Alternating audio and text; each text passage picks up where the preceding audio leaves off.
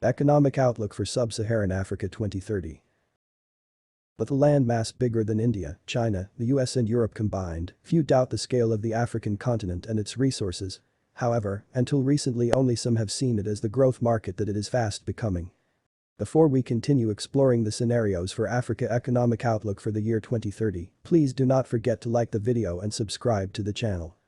With a population approaching 2 billion people, Africa's 1.1 billion workforce will be the world's largest by 2040. With a combined GDP of $2.6 trillion in 2020 and $1.4 trillion in consumer expenditure, many expect about 500 million new middle-class consumers. Over the last decade, the African continent's economy has risen at a rate of 5% per year on average. It is already as urbanized as China, with as many cities with populations over 1 million as Europe. Clearly, there are numerous Africas, each with its own economy, from the oil exporters of Nigeria, Angola, Libya, and Algeria to the already more diversified economies of Egypt, South Africa, and Morocco. There are a slew of countries with GDP per capita well above $2,000. Many countries in Africa, including Kenya, Tanzania, Ghana, and Cameroon, are in the process of transitioning from agricultural to manufacturing and service economies. Commodity prices have shaped Africa's prosperity for years. The continent holds a third of the world's mineral resources, 10% of the world's oil reserves, and produces over 70% of the world's diamond commerce. While this has undoubtedly aided growth in the past, Africa's reliance on a few important commodities, and hence their global price, has resulted in significant levels of market volatility, particularly surrounding many of the continent's currencies. In 2014, the value of at least 10 African currencies fell by more than 10%. Despite the volatility of oil prices, oil and gas will continue to be crucial factors in Africa's future. Africa will continue to be a major producer of oil and natural gas, accounting for 10% of world oil and 9% of natural gas output in 2035. Several countries have been working hard to diversify their economies away from resource-based economies. Manufacturing, services, and tourism have all seen increases in recent years, although, whether from Ebola, localized terrorism or national political change, growth from the latter source is evidently volatile. While Nigeria remains primarily an oil-exporting economy, its service sector now accounts for 60% of its GDP, and Nollywood, its $3 billion film industry, is now the world's second largest, trailing only Hollywood and Bollywood in Mumbai. Similarly, Angola, Africa's second-largest oil exporter, has grown its fishing, agriculture, and manufacturing industries to the point where non-oil revenue now accounts for a third of government revenue. Many African countries, from Nigeria to the Democratic Republic of Congo, are seen as world leaders in adapting mobile technology and social networks to deliver potentially life-changing new financial platforms, many of which operate across borders and thus engender greater transparency and cooperation. As a result of the success of M-Pesa mobile payments, which began in Kenya in 2007. Older, more protected, and frequently specialized monopolies are being displaced by collaborative, mass-market platforms from it-enabled and, most significantly, more trustworthy rivals. Despite the fact that growth is occurring in a number of key economies, including Nigeria, Ethiopia, Kenya, Angola, Ghana, Zambia, and Mozambique, South Africa remains a major engine in the area. Many consider it to be economically reflective of the continent as a whole, or at least of sub-Saharan Africa. South Africa, on the other hand, is not a proxy for how Africa as a whole will play out. South Africa's GDP growth has fluctuated, but averaged around 2% over the last decade and is expected to follow a similar path in the coming years. Other analysts believe that focusing on GDP growth is simply one aspect of the picture, one that is heavily reliant on statistical data that is, in comparison to other regions, woefully inadequate. They believe that other markers of true progress in Africa, such as life expectancy, infant mortality, and energy consumption, are better indicators. As global life expectancy has averaged 70 for the last decade, in Africa as a whole major improvement has been seen with a more than 10% rise from 49 to 55. This includes significant change in countries such as Zimbabwe where, despite economic turmoil, life expectancy has risen from 37 to 46. By 2030, average life expectancy across the continent will have climbed to 64 years. In the meanwhile, infant mortality remains high at 81 deaths per 1,000 people, compared to a global average of 42, albeit it has decreased from 177 in 1990. Simultaneously, per capita energy consumption has increased dramatically, from 500 kWh in 1990 to roughly 600 kWh in 2014. This important indicator isn't far behind Asia, but only accounts for 20% of Europe's usage. Despite long-standing commercial ties with Europe, Africa now conducts half its trade with developing economic regions, the so-called South-South trade. China has doubled its share of trade to 17% over the last decade, and wider connections across Asia, South America and via the Middle East are all being developed. India has a 6% share of Africa's trade and Brazil 3%. With mounting suspicions about China's economic practices, both are anticipated to grow dramatically and take over a piece of China's land grab. Increased intra-African commerce is seen as important by many. Bilateral agreements between countries with varying political perspectives, but common growth ambitions are linking with emerging cross-continental accords, the growth of trading zones, and increased infrastructure investment. Many African countries still have weak democracies or autocratic regimes, but in the coming years, a number of breakaway countries will demonstrate economic and political development, and trade restrictions will be reduced as infrastructure improves. Half of Africa's population is expected to live in cities by 2030, with a combined consumer spending of $1.3 trillion in the continent's top 18 cities. Urbanization is enhancing productivity, which grows when workers transfer from agricultural to urban jobs, demand, and so investment in many African countries. Half of the people in the region are under the age of 25. Between 2015 through 2035, there will be 500,000 more 15-year-olds per year than the previous year. It will be a challenge to turn this young bulge into an opportunity. Africa will surely become one of the world's most important growing markets, the only question is when. Despite years of significant economic development, Africa's middle class remains small. Will there be considerable change in the next decade? Or will it be a lengthier time of transition, as in India? Only time will tell if this is true. The pursuit of sustainable development is the defining challenge for Africa in the 21st century. By integrating economic growth, social inclusion and environment sustainability, African nations must forge a new model of progress, one that is needed for the continent and around the world. The difficulties are clear.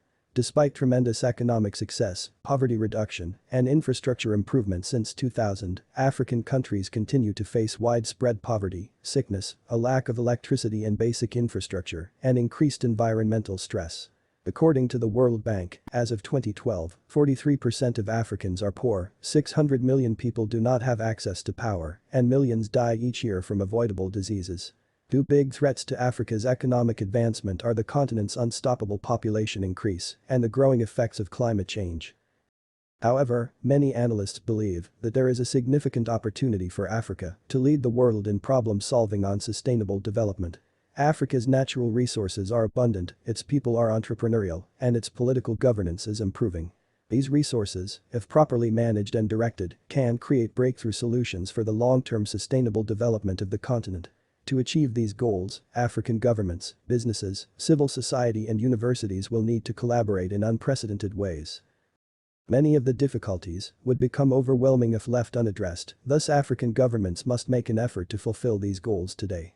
According to the World Bank, by the 2030s to 2040s, farmers may lose 40 to 80% of croplands suitable for maize, millet, and sorghum due to climate change of 2 degrees Celsius, World Bank, 2014. By 2030, the adult workforce is expected to increase by 70% to almost 800 million individuals. It is now or never to act. Since the year 2000, Africa has made significant economic progress. This improvement can be explained by a number of variables. The Millennium Development Goals, MDGs, provided a compelling framework for focusing political attention, financial resources, and investments on the fight against poverty and disease. China's economy increased from $1.2 trillion to $10.8 trillion between 2000 and 2015. China's investment-led prosperity has benefited Africa in particular, generating enormous demand for Africa's natural resources. Between 2003 and 2012, trade between Africa and China surged by nearly tenfold, from $19 billion to more than $200 billion. Despite recent accomplishments, Africa's economic prosperity is not assured. This is the case for 3 reasons. The first reason is that African economic growth has been unequal across the continent and has been insufficiently inclusive in many countries. Oil, gas, and the broader mining sector, which contributed for a large portion of Africa's growth, have failed to provide sufficient employment or job possibilities for the majority of the labor force.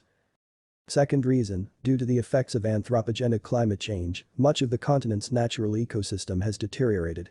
For example, the number of floods recorded in the last decade was 3 times that of the decade before. Third, Africa faces significant demographic challenges. The median UN population trajectory forecasts a four-fold increase in the African population by 2100. Africa must begin to experience a demographic transition if it is to achieve sustainable development this century. For African countries, achieving these social development goals by 2030 will be a difficult undertaking. It will necessarily involve major policy breakthroughs, both international and domestic, increased public and private funding, the development and diffusion of new technologies, and improved governance and accountability across all sectors, including health, education, agriculture and food security, energy and infrastructure, information and communication technology, demography, and jobs. Let us now examine the breakthroughs that will be necessary for Africa to achieve sustainable development by 2030. Breakthroughs in health. Africa must work towards achieving universal health coverage. High-functioning health systems must be built and improved across the continent in order to attain this goal. To do so, Africa's countries will need an increase in international public financing to help them strengthen their health systems. Only 6 nations had met the Abuja target of 15% of annual government budget expenditure on health as of 2013: Rwanda, Liberia, Malawi, Zambia, Togo, and Madagascar. Closing the deficit will rely heavily on international public finance. Furthermore, health systems must be strengthened across the continent through innovations such as the expansion of community health workers. Breakthroughs in education. For universal primary and secondary education to be achieved by 2030. This will require the development of strong IT-enabled educational systems with emphasis on educational inclusion and learning outcomes for all students. Globally, the financing gap for universal primary and secondary education is estimated to be $40 billion per year. Given that over half of the out-of-school population of 59 million children resides in Africa, this means approximately $20 billion in additional annual financing is required for African countries. Breakthroughs in agriculture and food security. Many African countries are failing to meet their food demand. Despite having 65% of the world's fertile land, Africa is a net importer of food, spending $35 billion on imports each year, according to the African Development Bank. Over 80% of the 874 million hectares of land available for agricultural production are plagued by major soil fertility issues or other barriers to achieving high and sustained productivity. To achieve sustainable growth and development, Africa has to significantly boost agricultural productivity and resiliency. Due to population increase and improvements in nutrition, food consumption in Africa is estimated to climb by more than 60% by 2050, while climate change is expected to have a considerable impact on arable land health and agricultural productivity. African countries must encourage access to better seeds, the construction of sustainable irrigation systems, and the sustainable use of fertilizers and agro inputs, as well as other critical elements of improved agricultural systems on the continent. Breakthroughs in energy and infrastructure. Sustainable energy access for all and the development of resilient infrastructure is vital. These goals are critical for sustainable development in Africa. Inadequate infrastructure and energy supply continue to be key roadblocks across the continent, costing the continent over 2% of annual GDP growth. Africa's governments must raise an additional $50 to $100 billion in public and private funding each year for infrastructure development in areas such as electricity, transportation, water, and sanitation. This will require increased capital market and development bank infrastructure finance. Furthermore, African states should speed up the African Infrastructure Development Program. Breakthroughs in information and communication technology. In Africa, information and communication technology (ICT) is the backbone of long-term growth. ICT has an impact on all sectors, including health, education, infrastructure, agriculture, and so on, and has been a key enabler of the continent's recent economic success. For example, in mid-2015, the mobile communications market in sub-Saharan Africa has 367 million customers, and it is predicted to rise from 41% penetration to 49% in 2021. Similarly, broadband connections are expected to grow from 24% today to nearly 57% in 2021, with 400 million people using mobile devices to access the internet. It must continue to spread across the continent, reaching out to populations and landscapes that are currently isolated. Breakthroughs in demography. Africa is the only continent that has not yet witnessed a demographic shift toward low mortality and fertility rates. The lack of a complete demographic transition in Africa is the most significant internal obstacle to the continent's future development. High fertility and mortality have far-reaching consequences, affecting educational attainment, dependence ratios, infrastructure adequacy, and a slew of other crucial indicators of long-term economic development. the population of Africa is growing at an alarming rate. According to the United Nations Medium Fertility Trajectory, Africa's population will grow to 3.8 billion by 2100, a spectacular four-fold rise this century, and a 20-fold increase between 1950 and 2100. A major rise in family planning, female education, job creation for the expanding youth population, and stronger poverty alleviation measures will be required for Africa to begin to benefit from a demographic transition. Breakthroughs in jobs. In order to achieve inclusive and long-term economic growth in Africa, all Africans must have access to full and productive employment, as well as decent labor. If Africa is to achieve considerable economic and social progress by 2023, it will need to overcome a severe job creation challenge. Many analysts project that by 2030, the working-age population of sub-Saharan Africa would have risen to 793 million, a 70% increase over present levels. To attain this level of job creation, African countries will need to develop and implement comprehensive job creation policies that address issues such as education, infrastructure, job training, agricultural productivity improvement, and other related concerns.